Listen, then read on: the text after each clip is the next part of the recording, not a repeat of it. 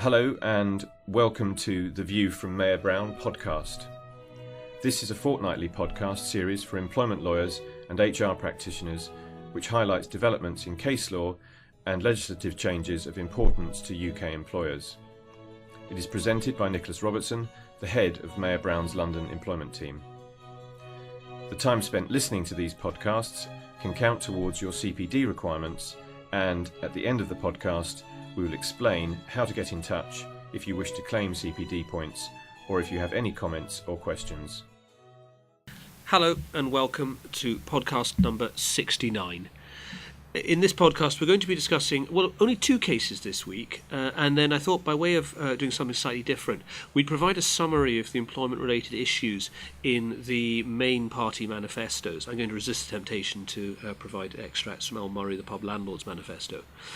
The first case sees the Court of Appeal consider whether an implied contract existed between an agency worker who had been blacklisted and the end user to whom he provided services for the purposes of his detriment claim. Secondly, we're going to look at a case which sees the EAT consider the public interest test for the first time since its inclusion in the whistleblowing legislation under the Employment Rights Act back in June 2013. I hope people had a chance to listen to the Liz Stern podcast on global mobility, in which she covered a number of issues affecting employers with globally mobile workforces. As always, Liz has a lot of interesting views and thoughts on this subject, and that's well worth listening to. The other reminder is just to say that this podcast is now available via iTunes and the Mayor Brown website, of course, but is also available via YouTube. If you search Mayor Brown UK Employment Law, it'll bring up the relevant podcast series. Full case names are on the podcast on YouTube, and alternatively, if you want to get links to the cases, or indeed if you want to receive a tweet whenever we've done a new podcast, whether it's one of the regular series or the special series, please follow me on Nicholas Robertson at Nicholas ROBER number one, Nicholas Robber 11. It's quite startling to think there must be 10 other Nicholas Robertsons out there on Twitter. Anyway, first case, Smith and Carillion JM Limited. This is a Court of Appeal decision which looks at whether a contract could be implied between an agency worker and the customer, so that a blacklisted agency worker was able to bring a claim against the end user for detrimental treatment on the grounds of union and health and safety activities. I should say there is a lot more to this case than I'm going to talk about, but I'm just going to focus on the key question of implying contracts between parties, because this is a point that does keep coming up. It may help to give a little of the context. So, quick summary. Section 146 of TALCRA provides the worker has the right not to be subjected to a detriment on the grounds of union activities. Prior to 2004, this was only for employees, but in 2004 the right was extended non-retrospectively to cover workers as well as employees.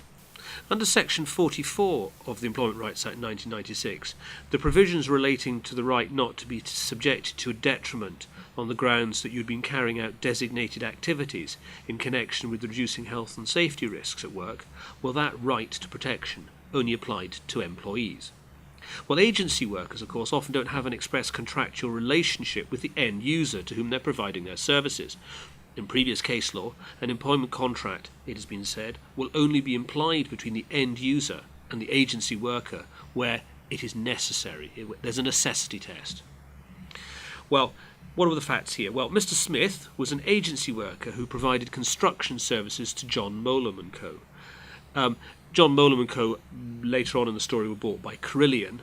So Carillion I will call as the end user, John Molam or Carillion. I'll use the term interchangeably, although at the time the customer, the end user, was John Molam. Mr. Smith's services were provided through an agency relationship between Molam and an agency.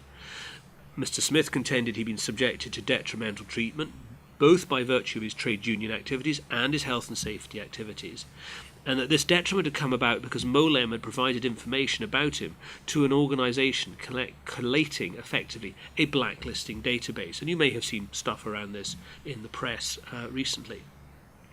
Mr. Smith was allowed by the tribunal to bring claims outside the normal limitation periods because he'd been in ignorance of what was going on, and he had brought proceedings within a reasonable time of becoming aware of the alleged wrongdoing. In order to establish that he had any chance of succeeding in his claim, he had to establish that he had a contract with Molam. Mr. Smith had an oral contract with the employment agency for the provision of his services, and he tried to argue as well that he had an implied contractual relationship directly with Molam. But the Employment Tribunal and the EAT disagreed, rejecting his argument and concluding he was neither an employee nor a worker, and therefore they did not have jurisdiction to hear his claims. The tribunal considered the nature of the relationship between Mr. Smith and Molam and concluded that, although some of the factual findings demonstrated he was absorbed into the managerial structure, for example, the nature of the work itself required this degree of integration. The tribunal summarised two general principles applicable to its analysis, stating that, quote, first, it is for the claimant to establish that a contract should be implied between him and the end user. Secondly, a contract can only be implied if it is necessary. This means that if the facts would be equally explicable without the implication of a contract, it is not permissible to imply one. And the key case in this area is James and Greenwich, London Borough Council, which itself is a Court of Appeal decision, and from which these principles are derived. The Employment Tribunal considered that none of the facts in this case, either separately or cumulatively, necessitated the inference of a contract between Mr. Smith and Molam. Tribunal accepted that to outward appearances he would have been perceived as an employee, but that's often the case with agency staff, and it did not justify inferring a contract. The EAT agreed with the Employment Tribunal and concluded there was no material misdirection by the tribunal. So, Mr. Smith appealed to the Court of Appeal, arguing that the reasons and the reasoning in James and Greenwich LBC should not apply in light of the subsequent case of Autocleanse and Belcher. In Autocleanse, if you remember, the Supreme Court applied a purposive approach to its interpretation of employment contracts in consideration of the possible inequality in bargaining power of the two parties to investigate the reality of the relationship. Mr. Smith sought to widen that line of reasoning, arguing that the necessity test required modification, and that here there was no evidence that a contract existed between Molam and the agency. It had simply been inferred, and if it was to be inferred, quote, that required the necessity test to be satisfied. But it wasn't necessary to imply such a contract between Molam and the agency, when in view of the facts it was more natural to explain the relationships by implying a contract between Mr. Smith and the end user, which is Molam. Well, the Court of Appeal disagreed, concluding that ordinary contractual principles apply to determine whether or not a contract between parties can be implied. In coming to this decision, the Court of Appeal aligned itself with the necessity test in James, which confirms that a contract is not necessary where the relationship and the provision of and payment for services can be explained without the need to imply a contract. So what were the factors that might have supported the implication of a contract here? Although Mr. Smith was engaged by an employment agency, he only ever dealt with them by telephone. He had to submit timesheets and invoices to them, and they paid him based on the timesheets he had submitted. However, he pointed out, he'd been interviewed by Molam, had gone through their induction safety training, and was fully integrated into their site management team. He had his own office at the main site office compound, represented Molam in dealings with third parties, signed documents under the title, quote, Dave Smith, Molam, unquote, because he had authority to do so. He managed Molam's staff, and indeed on one occasion gave a disciplinary warning to one of them. On that basis, he said, he was personally expected to do the work. It was expected to be a long-term arrangement, and because he was fully integrated into the company's management arrangements, that indicated that there should be a contract implied. He also pointed out there were no written terms between him and the employment agency, which they said made it easier to imply a contract between him and Molam. But the Employment Tribunal took the view that these facts did not require the implication of a contract. It was not unusual for agency staff to be perceived as employees by outsiders. The interview was to ensure he was competent and suitable. The length of the engagement did not alter the nature of the engagement. In essence, the Court of Appeal agreed the Employment Tribunal was entitled to come to the opinion it did. The Court of Appeal pointed out that whilst the fact that an employer might be indifferent to the personal identity of the worker provided by the agency, this reinforces the conclusion there's no contract in place between the worker and the end user. The converse does not follow. Relatively senior people may be provided by agencies, particularly where staff are needed for particular time-limited projects, and the customer will necessarily and understandably be concerned to ensure that the individual being offered is able and suitable for the job, hence the need for an interview. Now, these cases do crop up from time to time, and the Court of Appeal effectively confirms the bar is set pretty high by re-emphasising the need for the implication of the contract to be necessary. If it's not necessary, it doesn't happen. In essence, this really allows a customer or an end user who is properly organised to prevent the arrangements becoming an employment arrangement directly, by implication, by means of careful management and appropriate contractual documentation. I should just say the Labour Party manifesto, which I'm going to discuss later on in this podcast, actually pledges an inquiry into the blacklisting of union members in the construction industry. So, although for now the Court of Appeal's decision provides that this employment law protection doesn't extend to the likes of Mr. Smith, this may change in the near future. So, that's the case of Smith and Carillion JM Limited. Next up, Chesterton Global Limited and Nur Mohammed. And my apologies to Mr. Nur Mohammed if I'm mispronouncing his surname. This is an EAT case which considers the public interest test provisions in whistleblowing legislation and the meaning of the words, quote, in the public interest, unquote, that were inserted into the legislation in 2013. This wording provides that legal protection is now only given to those making protected disclosures that they believe reasonably are of public interest. These changes were made following the case of Parkins and Sodexo Limited and have the aim of preventing claimants from using the whistleblowing protections, which do not require a qualifying period in order to bring a whistleblowing claim, but prevents them using those to circumvent the requirement for 2 years' service to bring an ordinary unfair dismissal claim. During the parliamentary debate on the changes in the law, the government described this practice as, quote, an opportunistic use of the legislation for private purposes, unquote. Who'd have thought it?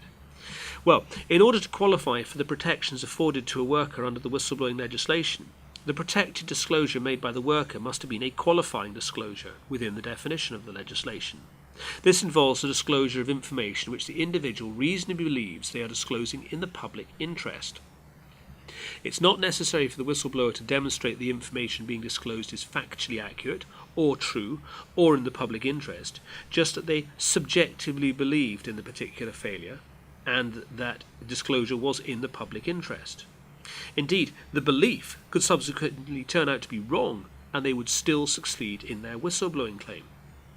To provide some brief background to this case, Mr. Nur Mohammed was employed by the estate agents, Chesterton, as a director at the Mayfair branch. He alleged that on 3 separate occasions he made protected disclosures.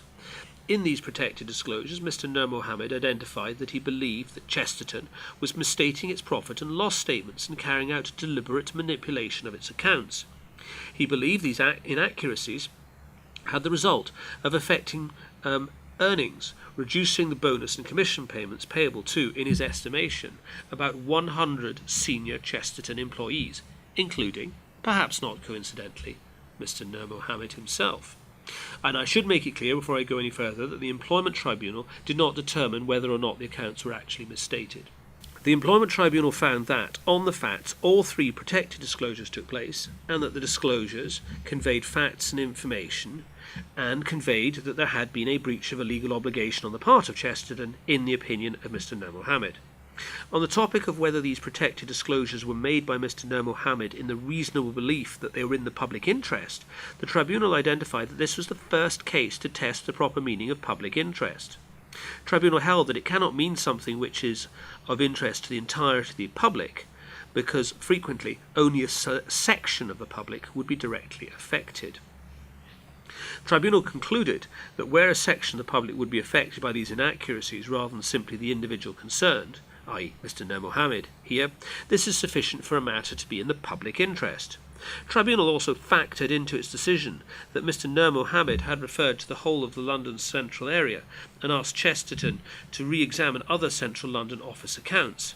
The interest was not just a personal one, although the tribunal recognised that Mr. Nur Mohammed was most concerned about himself.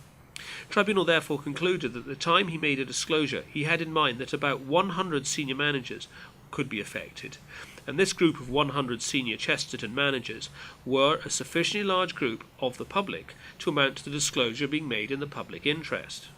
Chesterton appealed to the EAT on 2 grounds. First, that the tribunal had erred in concluding that disclosures made in the interests of the 100 senior managers was a sufficient section of the public to constitute a matter that was in the public interest. Secondly, the tribunal had failed to determine objectively whether or not the disclosures were of real public interest. In relation to the first ground of appeal, Chesterton submitted the tribunal should have examined the subject matter of the disclosures to determine whether or not they were actually of real interest to the public, or a sufficient group of public. In this case, Chesterton argued that the public interest did not have the quality of real interest to the public, as Mr. Nur Mohammed had made the disclosures in the context of a dispute with the company about his personal contract of employment. Chesterton contended that the alleged manipulation of accounts would limit the amount of commission payable to Mr. Nur Mohammed and gave rise to a personal claim for breach of contract, and that a qualifying disclosure relating to private contractual obligations between employee and employer cannot be in the public interest. On the second ground, Chesterton contended that the tribunal must itself determine whether the disclosures were made in the public interest. Well, the EAT rejected the appeal on both grounds, confirming the reasonable belief test remains the same as before, i.e. the tribunal does not determine objectively whether a protected disclosure is in the public interest. Instead, the worker making the disclosure has to be found to have a reasonable belief that the disclosure is made in the public interest. And the words, in the public interest, were introduced to prevent a worker making disclosures where there are no wider public implications, and they intend only to rely on the breach of a personal nature. Being the first appellate decision on the newly introduced public interest test, this case provides useful guidance as to what disclosures will satisfy the test. It's interesting to see the tribunal here seems to demonstrate that it's a relatively easy hurdle for an employee to clear. It seems not to matter that the primary reason for the disclosure is the employee's own interest or advantage, provided that a sufficient group of other employees are also affected, and the employee can demonstrate this wider purpose. On what constitutes a sufficient number to satisfy the public interest test, the tribunal confirmed that even a relatively small group may be sufficient, and ultimately what is sufficient will be fact-sensitive. Employers should also be reminded that the employee need not even be correct about the facts that they are disclosing. The employee may still be covered, maybe have protection under the legislation if they can demonstrate that their beliefs in these matters were objectively reasonable and in their reasonable belief at the time.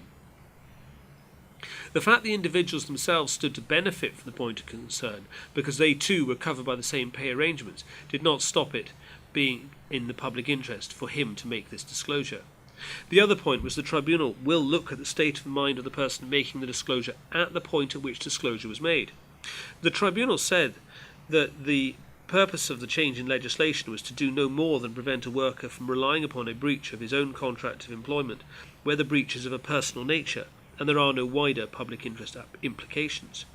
I think in these circumstances it's going to be relatively straightforward for a well-advised claimant to assert and to find that he or she has a reasonable belief that there are wider public interest implications. We were having a debate in the group training session this morning about whether an employee could say that they believed a manager discriminated against them personally, and they were concerned that if the manager was the sort of person to discriminate against them, that manager might well discriminate against others. Would that be sufficient to have wider public interest implications if there was only evidence of discrimination against one individual? It's true to say this would be going a bit beyond this particular case, where there was some basis for the adverse effects already affecting other individuals. But if the test is merely whether there is a reasonable belief, then it may well be that evidence of discrimination against a member of one race or gender, for example, will be sufficient to allow an individual to say that others of the same race or gender could be equally affected. However, I can see that would drive the proverbial coach and horses through the public interest test. So that's the case of Chesterton Global and Nur Mohammed. So, General Election 2015. As I say, we thought it would be useful just to summarise really what the parties are saying in their manifestos on employment matters. The main political parties have now all published their manifestos, and I'm going to look at the policy statements and pledges made concerning employment law and the various implications of these in the workplace. The Conservative, Liberal Democrats and Labour parties have all made pledges about pay transparency, 0 hours contracts and equality in the workplace, amongst other things, and so I'm going to look at those now. The Labour Party published its manifesto in mid-April, 13th of April in fact, following two previous manifesto papers. The paper promises overall to push up standards and boost activity by implementing commitments in the Labour's workplace and business manifestos. The Conservative manifesto was introduced the following day, stating its aim is to achieve full employment and attain the highest employment rate of any major economy. Liberal Democrats, on the other hand, are promising a more equal society in which there are more jobs, steadily higher wages and better employment rights. So, what does that all translate into? Well, let's start with pay and apprenticeships. Labour are looking to raise the national minimum wage to more than £8 an hour by 2019. Local authorities have been given a role in strengthening enforcements taken against those who pay less than this. The Labour manifesto also refers to using government procurement to promote the living wage, alongside wider social impact considerations, requiring publicly listed companies to report on whether or not they pay the living wage. Additionally, Labour pledges to give employees a voice when executive pay is set by requiring employee representation on remuneration committees. That'll be an interesting one. Labour also guarantees an apprenticeship to every school leaver that gets the grades, promising to create thousands more apprenticeships in the public sector, and requiring every firm that gets a major government contract or that hires skilled workers from outside the EU also to offer apprenticeships. Well, the Conservatives have promised to increase the national minimum wage to £8 an hour by 2020, so a year later. Personal allowance rising automatically in line with this. They've also pledged to support the living wage and will be encouraging businesses to pay it if they can afford it. They've also made promises in relation to further job creation through their pledge for an additional 3 million apprenticeships by 2020. The Liberal Dems have asked the Low Pay Commission to consider ways of raising the national minimum wage without damaging employment opportunities. And they've promised to improve enforcement action, particularly in respect of abuses by employers seeking to avoid paying the national minimum wage. And this would involve doing things like reviewing practices such as unpaid internships. As part of their plan to help family finances, the Lib Dems have pledged to establish an independent review to consider how to set a fair living wage across all sectors, and this would be paid in all central government departments and agencies from April 2016, with the hope of encouraging other public sector employers to do the same. On apprenticeships, the Lib Dems promise in their manifesto to improve the quality and quantity of apprenticeships available by proposing to double the number of businesses which hire apprentices. And they're also talking about increasing the number of apprentices from black, Asian and minority ethnic backgrounds. On the topic of 0 hours contracts, which as we know has been very much in the press, Conservatives are proposing to eradicate exclusivity terms in 0 hours contracts because it would render those terms unenforceable. Further regulation would impose penalties, financial penalties on employers, and require employers to pay compensation to 0 hours workers if they acted in breach. Labour planning a ban on exploitative 0 hours contracts in the manifestos, and that where a 0 hours worker works regular hours for more than 12 weeks, they'll have a right to a regular contract. Labour's manifesto also refers to the party's intention to monitor employment policies to see whether employers are increasing the use of short-term contracts.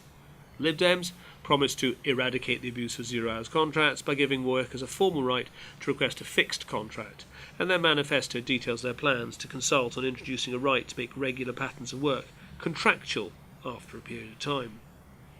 I think the 0 hours contract, just speaking personally, and maybe non-politically I hope, with 0 hours contract is difficult because there are two sides to it. If people are having the opportunity to have a 0 hours contract or nothing, some people might well prefer to have a 0 hours contract.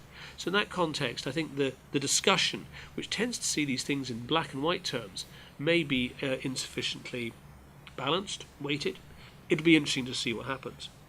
On pay transparency and gender equality, both, in fact all of the Conservatives, Labour and Lib Dems, have made promises to address the gender pay gap and to require large companies to publish details around the pay gap and the difference between average pay of male and female employees.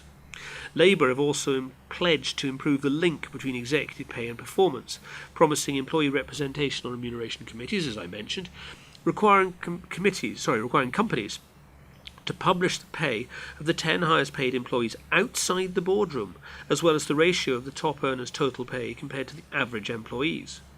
The parties will also aim to promote full gender equality, with Labour strengthening the law on maternity discrimination, the Conservatives promising to increase women on boards, and the Lib Dems pledging there'll be 1 million more work in 2020, and encouraging a move towards at least 30% of board members being women. Lib Dems have also tackled race equality in the workplace in their manifesto, promising to monitor and tackle the black, Asian and minority ethnic pay gap, and encourage in their manifesto businesses to ensure that at least one place on the board is filled by a candidate from that background. On disability, all three parties have pledged to improve the numbers of disabled people in the workplace. The Lib Dems pledging to encourage employers to shortlist qualified disabled candidates, the Conservatives promising to halve the disability employment gap, and Labour will introduce a support programme to ensure that disabled people who can work get tailored help. Employment tribunal fees, well, there, both the Lib Dems and Labour Party are promising to address the issue of tribunal fees in the manifesto, with Labour promising to abolish the fee system as part of a wider tribunal reform, and the Lib Dems undertaking to review the fee system in a bid to improve the enforcement of employment rights. So, I think a number of things come out of that. First, there do seem to be some common themes: 0 hours, gender equality, disability, etc.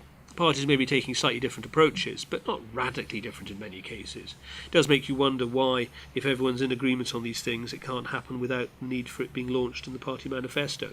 Secondly, of course, it'll be interesting to see how much of this survives the undoubtedly hard bargaining that would take place if we do end up with a hung parliament. Still, I think it's an interesting time to be an employment lawyer, an interesting time to be an employer for that matter. And so I think coming out of the election, we will undoubtedly see some changes in employment law, although whether there will be radical changes, I'm not sure. So I think it only remains for me to say thank you very much indeed for listening, as always. The next podcast will be in 2 weeks' time. And it only remains for me to say, as I usually say at this point in the podcast, that Jeremy Clarkson was not harmed or mistreated in any way in the making of this podcast. Thank you very much. So that was our latest podcast. We hope you found it useful. If you have any questions or comments or want to know how to claim CPD points, please email Nick at nrobertson@mayorbrown.com. Our podcasts are an overview of the cases, and how the law applies in any particular case will obviously depend on the individual circumstances. So please take legal advice if any of the matters discussed are relevant to issues you are dealing with. Thanks for listening.